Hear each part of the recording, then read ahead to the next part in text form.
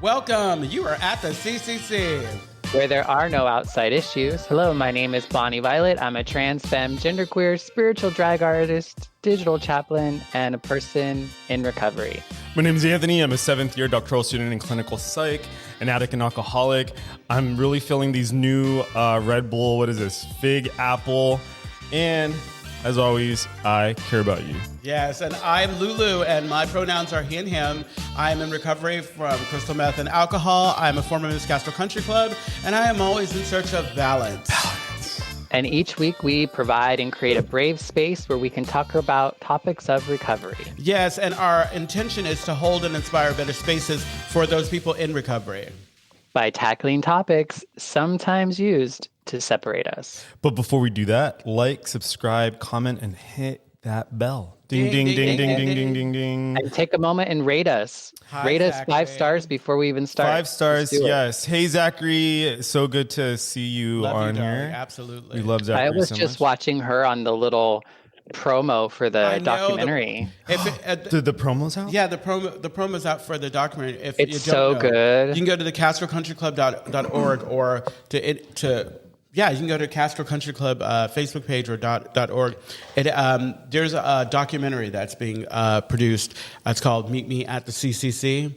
Yes. Just talks about and I'll put it on our Instagram as well. Yeah, perfect. Go check it out. Yes, and what Bonnie Violet was saying earlier, yeah. I like that. Yes, and that's gonna be the thing. Yes, and. Do you know who Zachary actually does yes and. A lot of my therapist friends will do yes and. Bonnie Violet does yes and.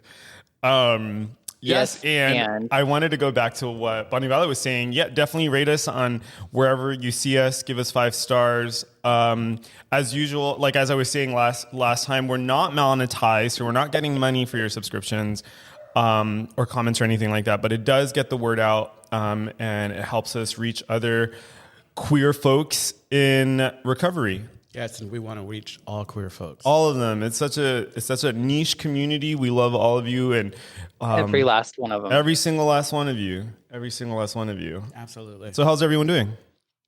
I'm fabulous. Yeah, cute. Really? Oh yeah, no, it's like I was at home watching Wednesday on Netflix. Is it good? Oh yeah, it's good. Is it Netflix, good?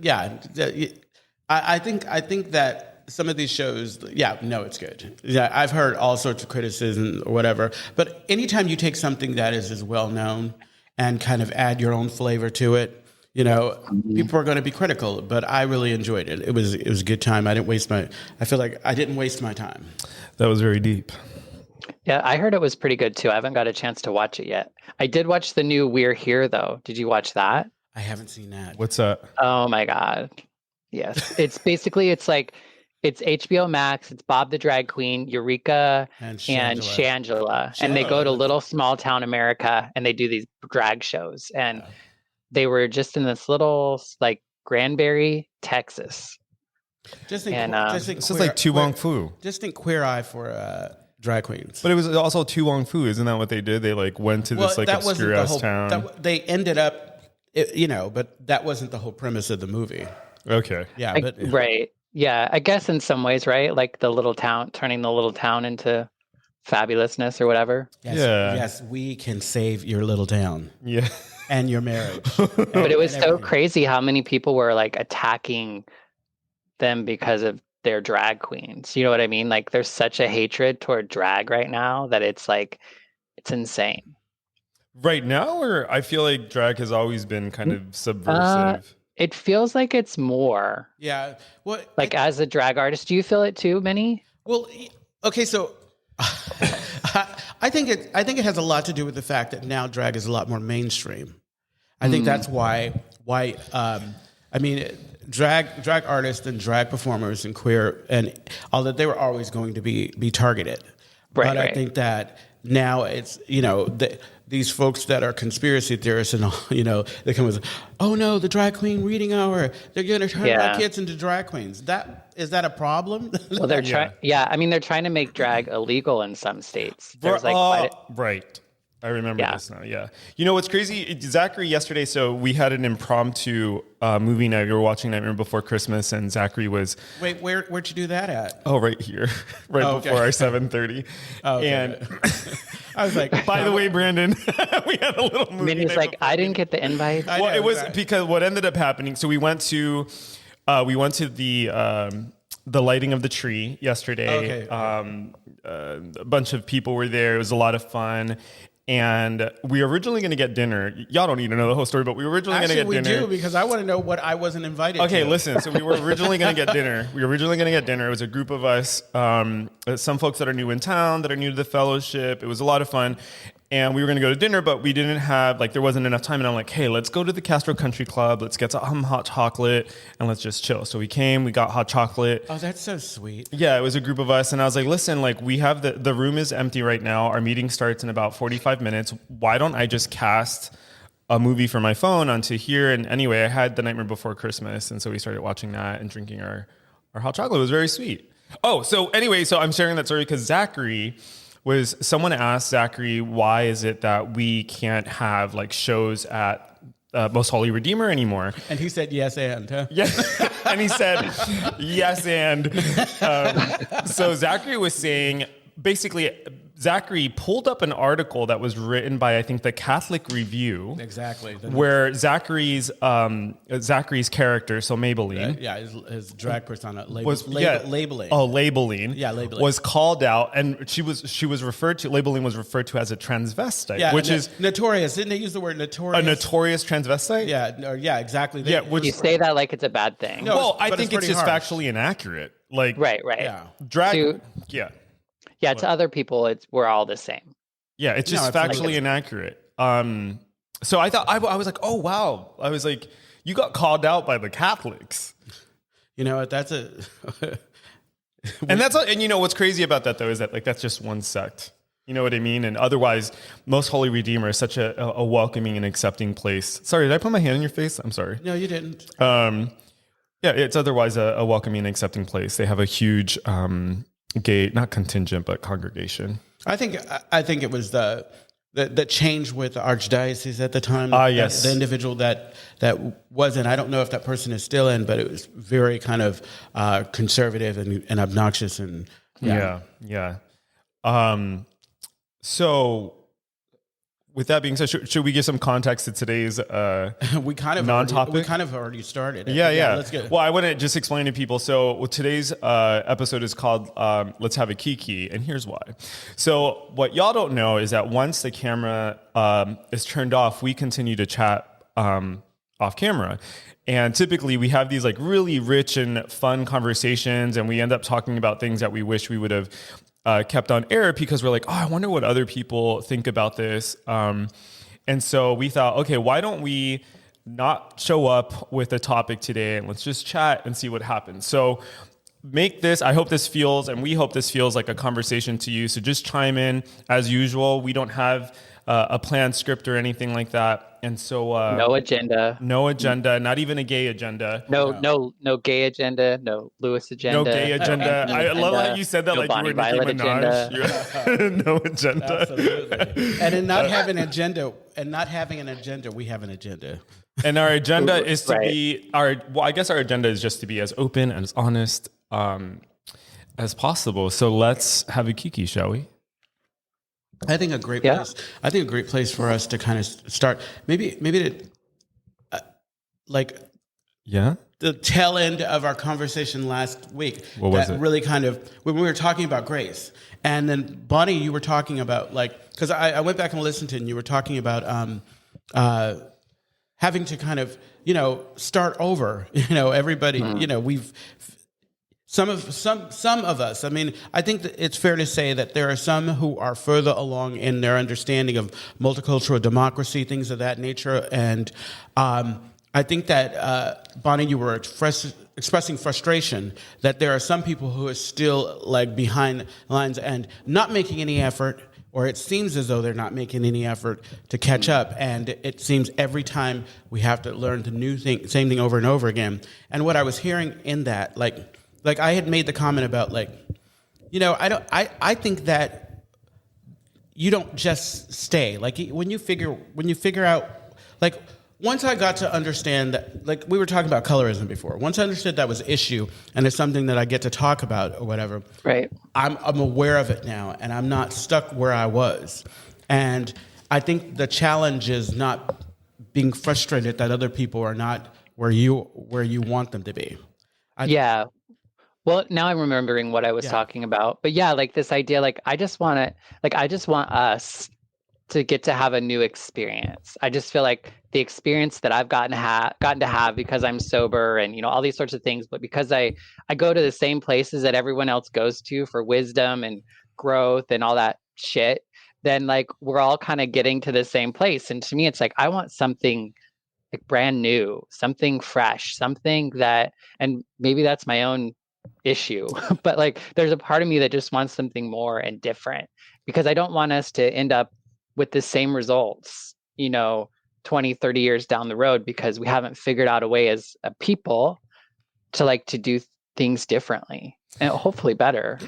I remember this was our mountain conversation, that there's so many different ways up the same mountain. Absolutely. And that's when Lewis made some side-ass comment. Well, no. I also went back and I went back and I was listening to my comment, because what I said was, we were talking about how you can hear I can hear the same language with folks. And I mentioned it because, like, you can tell when somebody's working on themselves, it doesn't have to necessarily be through 12-step or anything.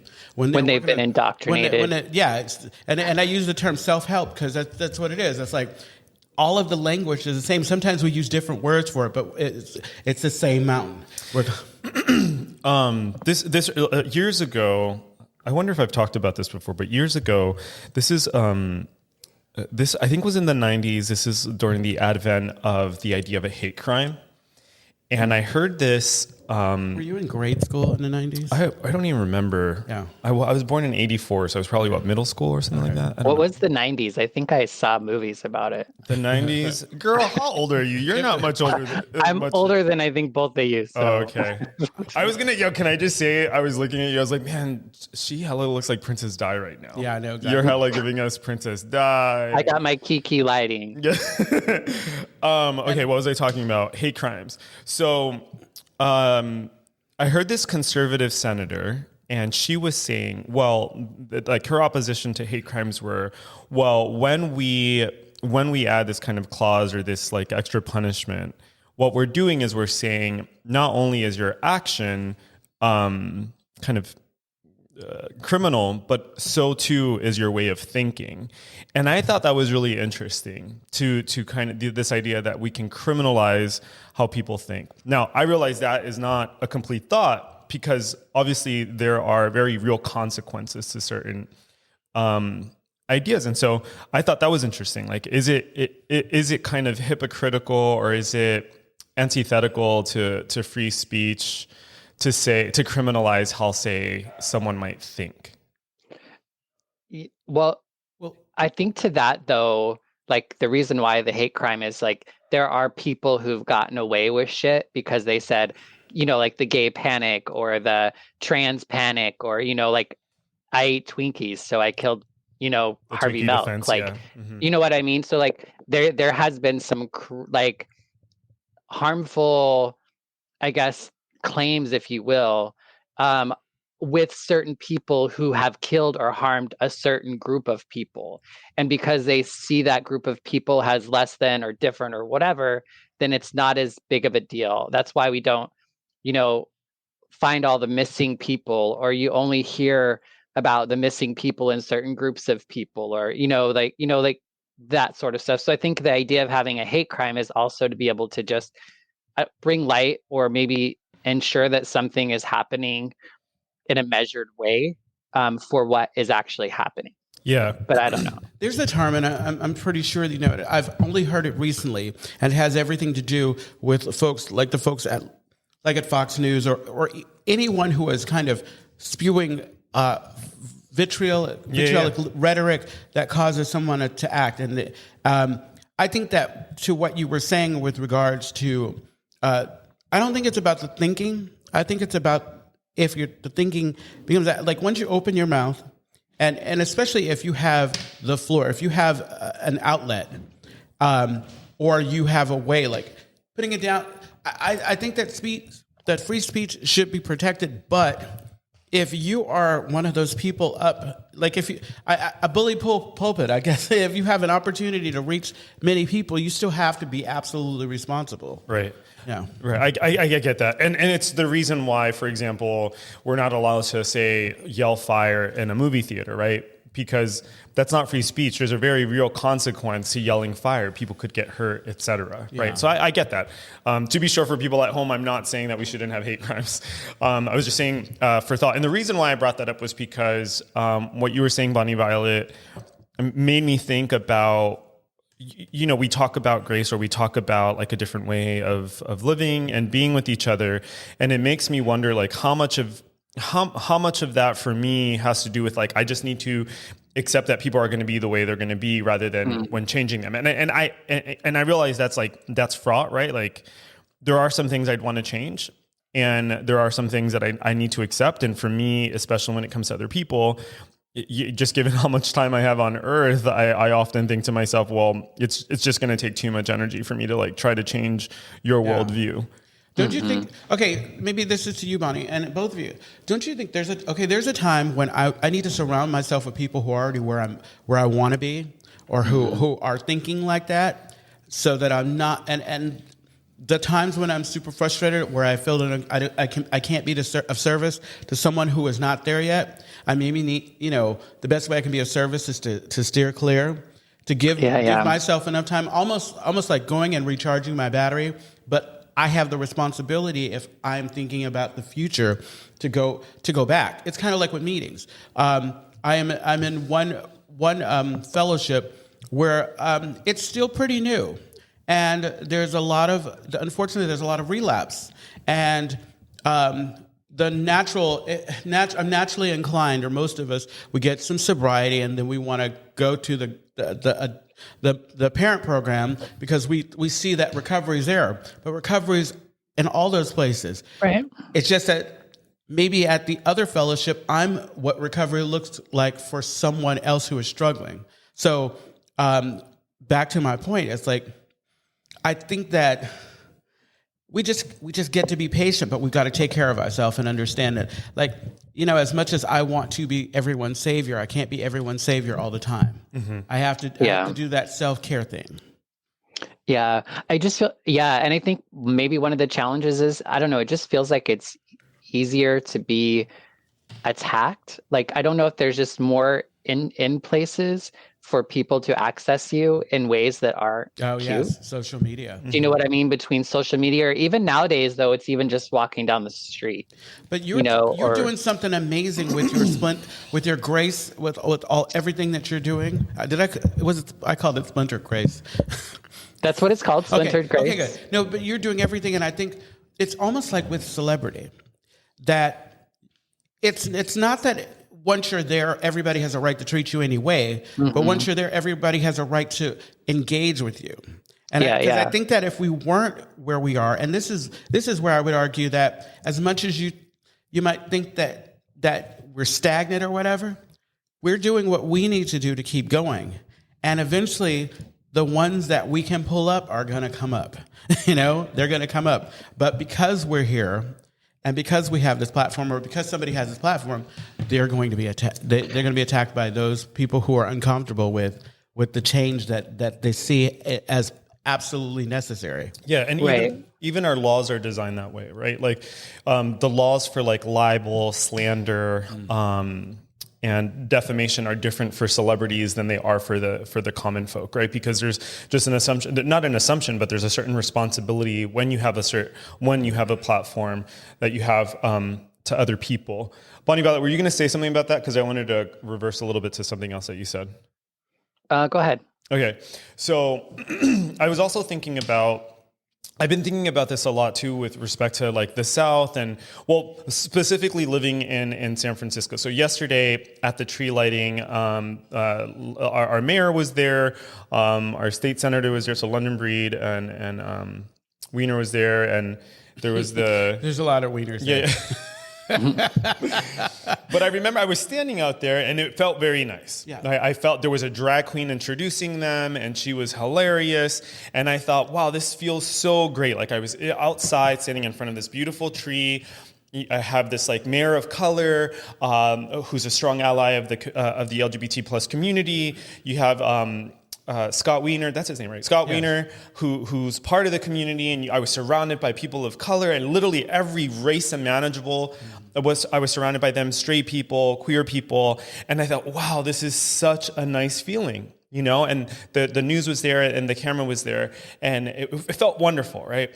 And then I was thinking about how I have this sense of community, and then I was also thinking about how, you know, if I were in Kentucky or if I were in, say, Mississippi, the likelihood that I would be watching a mayor of color, nonetheless, standing next to a gay man, standing next to a drag queen, that it would be very unlikely. Yeah. And so it made me think to myself, well, is my desire or my wish to see this kind of globally, is that ethnocentric? Like, am I being so self-centered and selfish that I would say this experience or this life that I live, I want everyone else to live, right? Because I look at it and I go, and I think to myself, well, there's broad acceptance here, there's diversity here, right?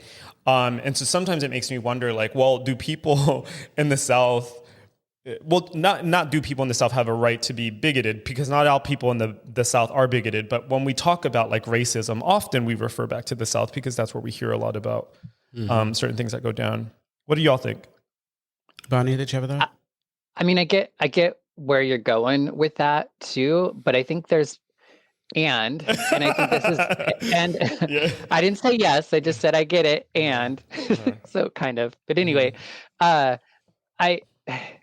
like it feels different when your ideal is exclusionary, I guess, or when you're the one excluded from that scene. And I think that might be the difference. It's like, and also like, what is gained? What is gained from it, I guess. But you know, I struggle with that too. In particular with my podcast with my aunt with Splintered Grace, it's like, I know she's committed to me, like, and she loves me and she cares about me, and like she sees me like more than like this is growth. The other day I was so when I did the drag, this is a little digress, but when I did the Dragon Spirituality Summit, my favorite thing was I got to read a story to some kids, and I was just like, it was like it was the highlight of my weekend, and I like put it up on my YouTube, and I'm just feeling like really proud of it. And then of course this person in the comment wrote, "He is hideous," in the comments, and my aunt's response was, "But you're not a he."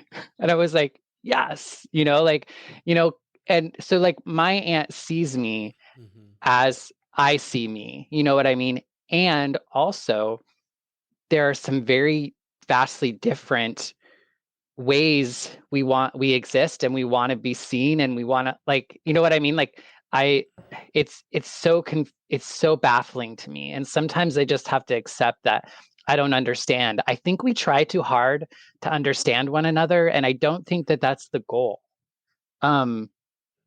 Or what we're trying to understand is not what we're understanding, if that makes sense. It's not about like understanding why I'm gay, but understanding, or queer or whatever, but understanding how that impacts my life and my livelihood and, you know, all that sort of stuff. Like, I don't know, because that's the thing that just baffles me. It's like, I can't quite figure it out, because if we want to, like, I believe that we're all one, like we're all connected. And so if there's something that's amiss, like if there's harm happening, that's something that like we all are collectively like causing to some degree, right? And so it's like, what can we all do to get to a place where, you know, we went from like serial killers to like mass shooters to like an AIDS epidemic where, you know what I mean? Like there's all these sorts of, I think, side effects or manifestations that happen from, I think, if you will, a sickness with it in the health of us as a people. And it's like, so how do we get to a place where we are all more well? And it's not at the price of another group of people or another part of us? I think well, I mean, it's like I don't want to be arrogant and think I can answer that question because it was pretty heavy. For me, where I'm at, I think about my relationship to my sponsees and people that I love, and this idea of being powerless. I can only do what I can do, and I have to love and trust that, like, other folks have their higher powers, and they have. Mm-hmm. But I was also thinking about while you were talking. Okay, so do you remember doing all of Prop 8 and same-sex marriage, and all of that? So initially going into that whole thing, I was kind of indifferent.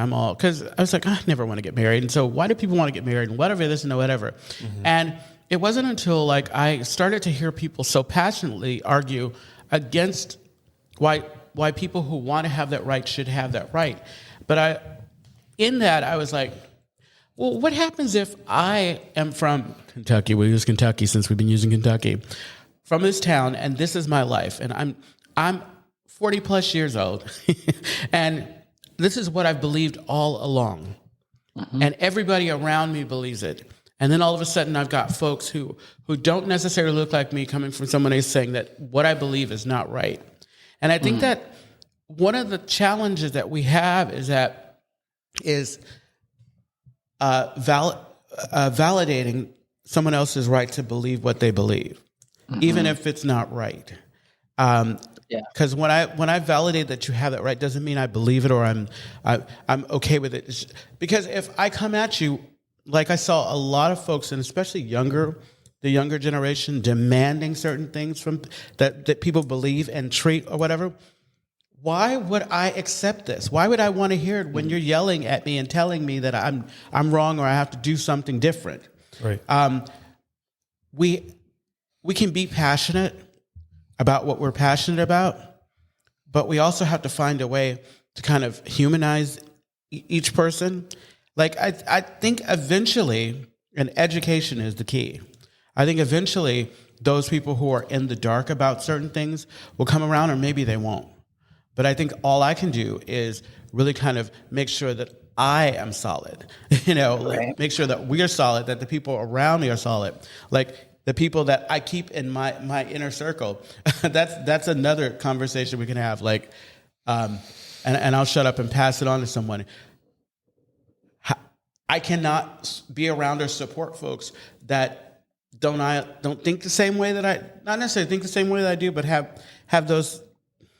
I'm going to shut up because it can go deeper. It can go deeper. Yeah. But you know what I'm saying? Yeah. I am. I'm following you. And for folks, if you're in Kentucky and you're listening to us, no tea, no shade. We love you. We love you. We know our folks are out there too. I've talked about this before. There are a couple conservative pundits, comedians that I follow, and I like to listen to see. I don't ever want to exist in a vacuum, and so I listen to some of their arguments. And one of the things that I was really struck by was one argument that I hear is that they'll say things like, "Well, the libs they talk about diversity unless you're a white man." A straight white man, or they'll say, they talk about acceptance, accepting diverse ideas unless you're pro-life, right? And so there's something, to me, what kind of baffles me is that I can listen to a sound argument. And there are many sound arguments. There was this, for example, that Mike Pence many years ago, before he was the vice president, he was addressing Congress, and he was talking about, evolution versus creationism. And if you listen to his argument, it is so sound. And I remember sitting back and I'm like, I may not agree with this man, but if I'm just listening to the logic of his argument, he makes a lot of sense. Mm-hmm. And what troubles me is that there are sound arguments, and there are sometimes, I think, the intentions that are hidden intentions, right? Oh, yeah. And that's what messes me up. So yesterday, for example, I was listening to CNN, and It was a wonderful conversation. They were talking about gun control. There was a conservative guy on there. There was a liberal guy on there. And then there was a stakeholder. So in this case, it was a mother of someone, of a child who died in Sandy Hook. And, you know, the liberal guy spoke, or rather, I think in this case, he was like a moderate Democrat. And then we had the Republican. And then when she spoke, she said, I'm angry at this conversation. And what she said, in my opinion, was very bipartisan, because she was saying, because, you know, the conservative guy was saying, well, we need to slow down and we need to investigate to see what really happened here. And the other guy is like, well, you know, we have these laws and things that have worked in the past. And she said, matter of factly, she's like, no, something needs to happen right now, because today, you know, last time it was my family, tomorrow it's somebody else's family. And I think that's something that kind of speaks across the board. So I guess where I'm trying to land with this is that for me, it is very complicated, because I don't always know what to trust. Because a sound argument, it can be hidden, right? And emotions are fickle. And often when people are making decisions about like what's right and wrong, it's a combination of all of those things, right? And who gets to be the arbiter of what is true, and who gets to be the arbiter of what we should all be thinking and feeling. And it's even more of a challenge with social media now. Oh, I hate social. You guys know how I feel about social media. And social media, like, it has its benefits, but yeah, the fact that you've got and people with agendas doing what they do, and then folks who kind of unfortunately follow them blindly or trust what they have to say. Well, and we all have agendas. Yeah. And we all have different perceptions of what that is. And some of us are a little bit more connected, or like, you know, we have a planned agenda, so to speak, whereas some of us just kind of fumble our way through, but we're still have an agenda, even if we're not conscious of it. Yeah. Regardless, you know, like, because of our own biases, our own perspectives, our own needs, our own perceptions of needs, that really kind of paint and color all of that, you know. And I think we do have to find a way. Like, for me, it's just like, when I hear people talk the way they talk about me as a drag queen or a trans person, I am just like, it's hard to be on the other end of that and have compassion for, like, this person seems genuinely hurt and freaked out. Like, I could understand if you really truly believe that I was trying to hurt your kids. Like, I get that. Like I get where that comes from, but it's not true either. Yeah. And so it's like, it's hard to, I guess, it's hard to like work with that, I guess, too. You know what I mean? Right. I'm of the opinion that, and I've said this before, I don't think that people who are racist are actually racist. I don't think people that are homophobic are actually homophobic, right? I think what has happened along the way, and I'll even throw heterophobic in there, and all misogynism. Like, I don't think that people actually want to have those ideas or live that kind of life. I think somewhere along the line, someone was taught to fear, or someone was taught to adapt, to be in a certain way. And I think part of that is like, I think humans are we have a very deep need to be in community, to be seen, to be heard, and to be loved. And we're willing to move in whatever direction that comes in. And so if your loyalty to your father's father is like some form of bigotry or homophobia, that's what it becomes a lot of times. Yeah. Right. And what were you going to say? Well, I was going to say, it's like, my sponsor and I, we read How to Be Anti-Racist with Ibrahim Kendi. And like, I understand your point about people not being inherently like racist or hetero, like those things. But I think that their actions are, and if you support those systems that's dangerous too. Like, well, it doesn't matter if you're fully or not. If you support the things that racist, the anti-black, anti-Semitic, those things, you know, that's where like, we've got to, like Bell Hooks says, decolonize our minds. Yeah. Were you going to say something, Bonnie Violet? Yeah. Well, I mean, I think the big thing is, too, it's like, I think sometimes the words that can be used seem like hard and judgmental. And in some ways, it is a judgment. However, it's something like, we all fail at this. Mm-hmm. We all, no matter how much we pray and no matter how much we try to do the right thing, we still have these perceptions of that make the other of different value than myself. Like either I see them a certain way because of just the environments that I grew up in, or my, like there's like those sorts of things just kind of naturally happen. And I think we just have to find ways to kind of be able to understand that it's like a judgment, but it's not a judgment. You know what I mean? Like it's like not good. It's not a good thing for us, but it's not something that we're maybe going into trying to be assholes and trying to cause harm. You know what I mean? Like, I don't know. Yeah, I agree. We have 10 minutes. We haven't put out a shout out for folks. If you're listening in, please comment. Let us know. Left. They left. They're like, oh, they left. They're like this is a vanity. They're like, this conversation is not as fun as the other ones. Yeah, they're like, we're done. Yeah, we're not having a Kiki. Yeah, this is no longer Kiki. This just became like, this is like a Kiki at a bar. It's like, I'm all and another thing. Yeah, if it was a kai, there'd probably be a lot more people here. Oh, absolutely. What's a kai, Bonnie Violet? Yeah. A kai is like when a drag queen hooks up with another drag queen. Oh. That's a kai. But sex is always, sex sells. So even if we look at our episodes, any episodes where we talk about sex, they tend to have higher ranking. Exactly. Say like on YouTube. It's true. There was one other thing I wanted to say is that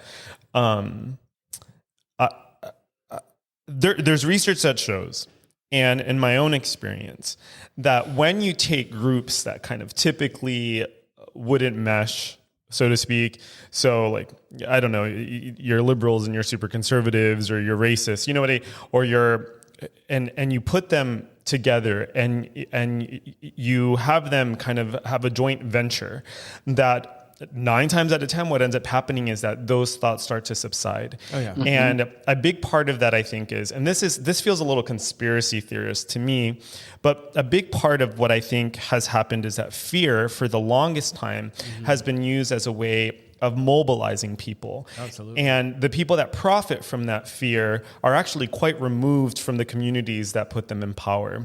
Right. So I don't think, for example, when I hear a crazy senator spouting off nonsense, I don't actually think they believe those ideas. A lot of times I think it's self-driven. I think it's egotism. I think it's about their own profit. I don't think they care about their constituents. It's easy to see now just because of some of the outrageous. Yeah. Like, it's like a Disneyland on a lot of these shows. Yeah. It's like, how many times are we going to hear about some conservative guy who's like hella homophobic, like getting a blowjob at a gay bathhouse? Like, how many times are we going to have that conversation? You know what I mean? Yeah. So I think a lot of the times when there is bigotry or there is any type of hatred, it's because it's been taught.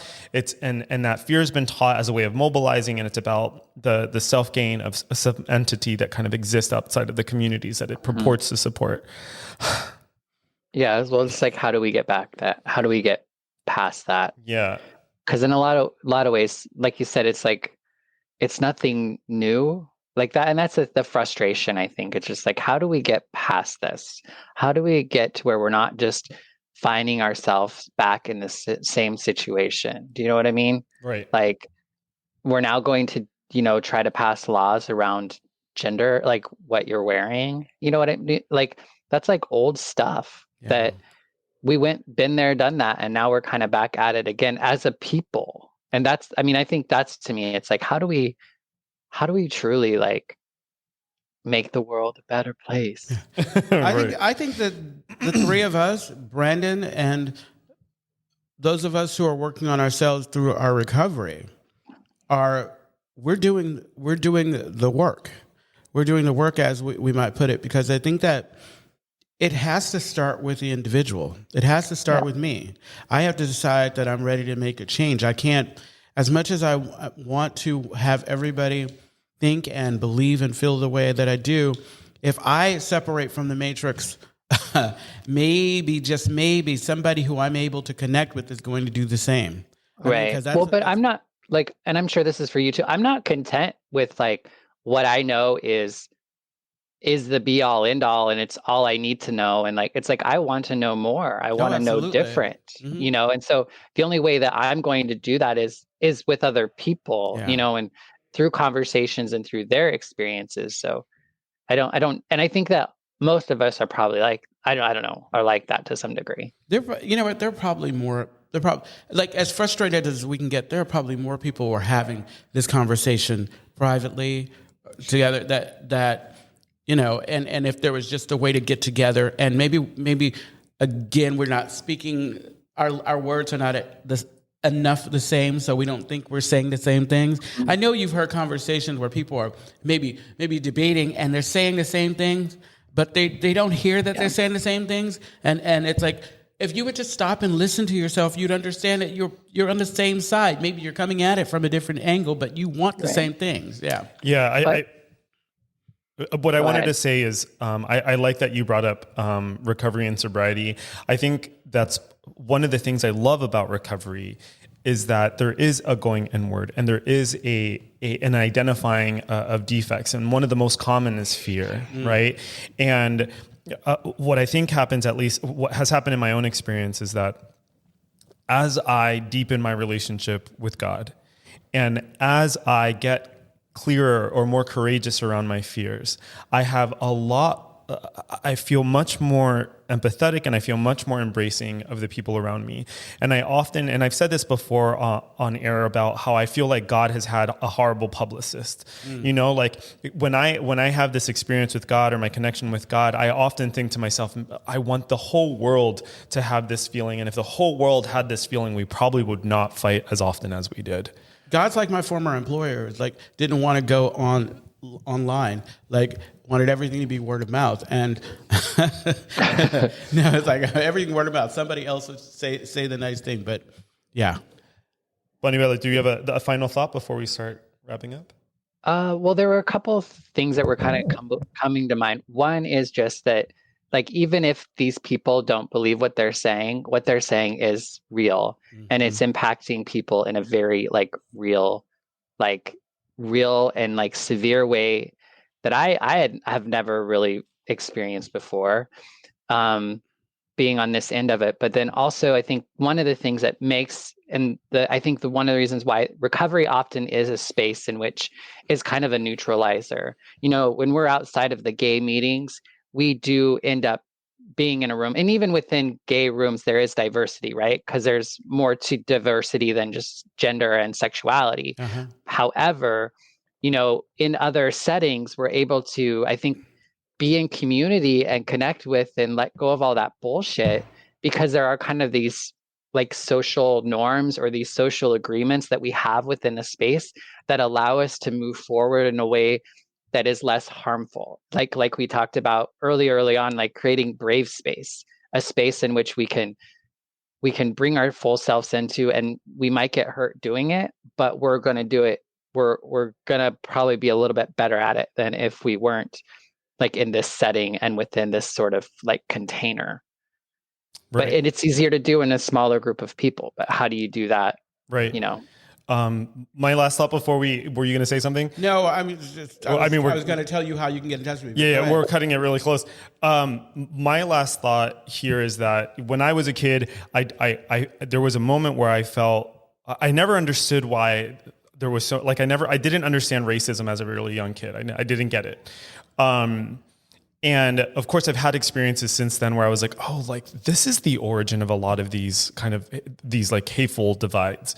And I'm at a place now where I think at my core, I really do think, honest to God think that broad acceptance across the board between all perceived, all divides, that is very much possible. And to kind of repeat what's already been said is that, and I do think that change happens on a micro level, right? Like that same hate that say I might, or dislike I might have in a room of AA for someone in the room, for the rooms, is not very different from, say, the hate that someone has for, say, an entire group, right? Maybe on a smaller scale. And so I do think that it starts on a micro level.